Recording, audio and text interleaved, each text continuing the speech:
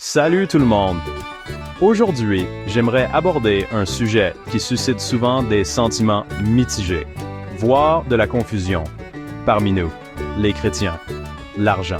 Oui, vous avez bien entendu, l'argent. Avant tout, soyons clairs. L'argent en soi n'est pas mauvais. Ce qui compte, c'est la façon dont on le considère et dont on l'utilise. La Bible a beaucoup à dire sur l'argent, et il est important d'aligner nos habitudes financières sur notre foi. Dans Matthieu 6, 24, Jésus dit « Na nul ne peut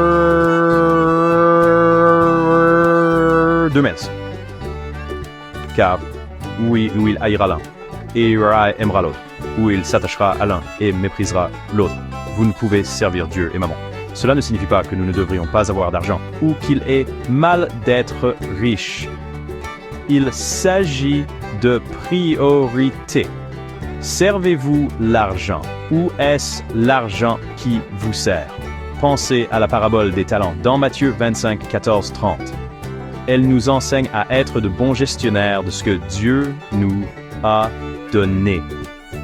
Que nous ayons peu ou beaucoup, nous sommes appelés à utiliser nos ressources avec sagesse et pour la gloire de Dieu.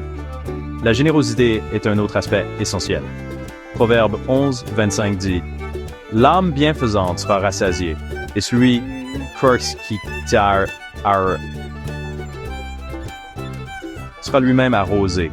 Lorsque nous donnons librement, nous sommes bénis en retour. C'est un magnifique cycle de la provision divine. N'oubliez pas que notre sécurité ultime ne vient pas de nos comptes bancaires. Bam! Que jamais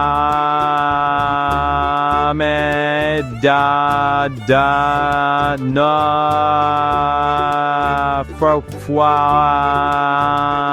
en Dieu. Philippiens 4, Dieu nous rassure. Et mon Dieu pourvoira à tous vos besoins selon sa richesse. Avec gloire en Jésus-Christ. Faire confiance à la provision de Dieu nous libère de l'anxiété qui accompagne souvent les soucis financiers.